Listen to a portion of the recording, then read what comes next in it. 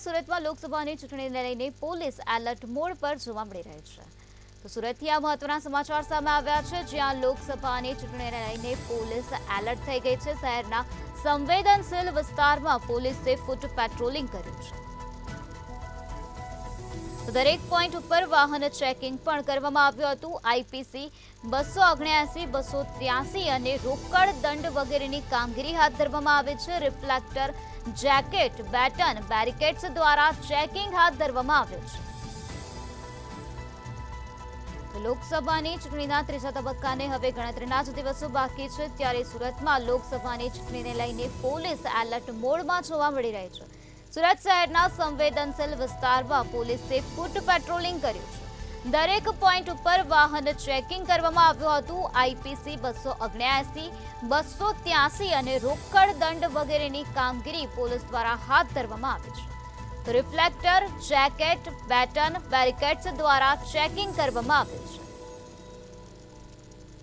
શહેરના સંવેદનશીલ વિસ્તારમાં પોલીસે ફૂટ પેટ્રોલિંગ કર્યું છે, ચેકિંગની કામગીરી હાથ ધરી છે। દરેક પોઈન્ટ ઉપર વાહન ચેકિંગ કરવામાં આવ્યું હતું। આ સાથે આઈપીસી 279 અને 283 અને રોકડ દંડ વગેરેની કામગીરી હાથ ધરવામાં આવી। આ સાથે રિફ્લેક્ટર, જેકેટ, બેટન, બેરિકેડ્સ દ્વારા ચેકિંગની કામગીરી કરવામાં આવી હતી।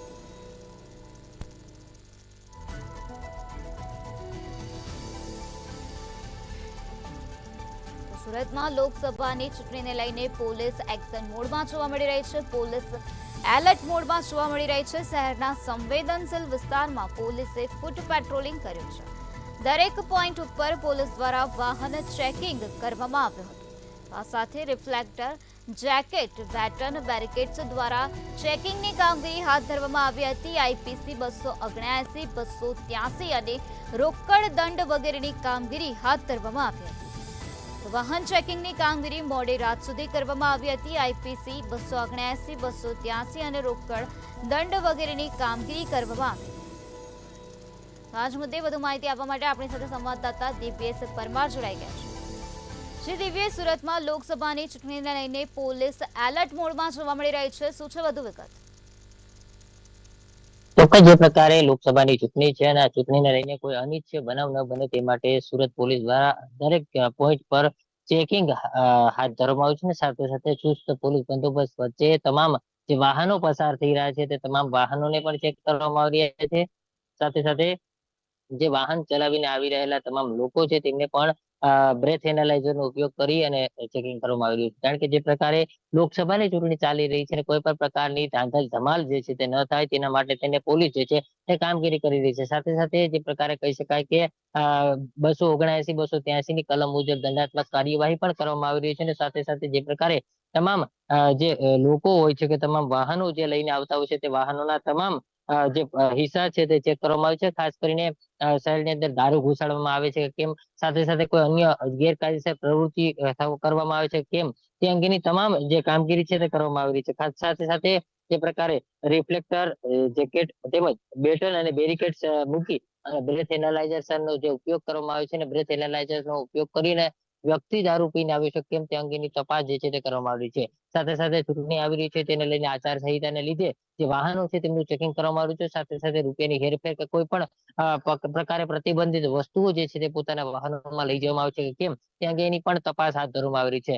સાથે સાથે જે સંવેદનશીલ વિસ્તારો છે આ સંવેદનશીલ વિસ્તારોમાં ફૂટ પેટ્રોલિંગ પણ હાથ ધરવામાં આવ્યું છે, જેથી કરીને આ સંવેદનશીલ વિસ્તારમાં કોઈ પણ પ્રકારનો અનિચ્છનીય બનાવ ન બને તેને લઈને સુરતના તમામ જે પોલીસ મથકો છે તે તમામ પોલીસ મથકોના તમામ જે હદ વિસ્તારો છે તે હદ વિસ્તારોમાં આ પ્રકારનું ચેકિંગ છે તે કરવામાં આવી રહ્યું છે।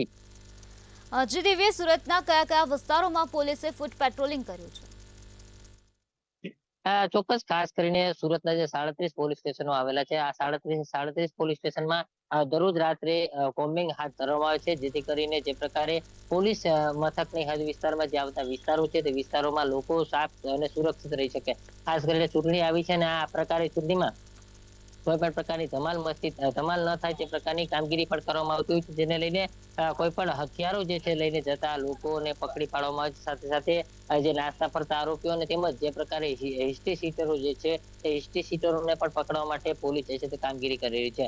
સાથે સાથે શહેરના જે મેઇન રોડ છે મેઇન રોડ વિસ્તારને લગતા જે પોલીસ મથકો છે આ પોલીસ મથકો વિસ્તારમાં પણ વાહન ચેકિંગ કરવામાં આવી રહ્યા છે. એટલે જી સ્પષ્ટ કહી શકાય કે સુરત શહેરમાં કોઈ અનિચ્છનીય બનાવ ન બને તે માટે પોલીસે ચુસ્ત બંદોબસ્ત સાથે ચેકિંગ હાથ ધર્યું છે. શ્રી દિવ્ય, સમગ્ર માહિતી આપવા બદલ આભાર. તો કોઈ અનિચ્છનીય બનાવ ન બને તે માટે સુરતમાં પોલીસ એલર્ટ મોડમાં જોવા મળી રહી છે. પોલીસ દ્વારા ફૂટ પેટ્રોલિંગ કરવામાં આવ્યું છે. દરેક પોઈન્ટ ઉપર વાહન ચેકિંગ કરવામાં આવ્યું હતું. તો આઈપીસી 279, 283 અને રોકડ દંડ વગેરેની કામગીરી હાથ ધરવામાં આવે છે.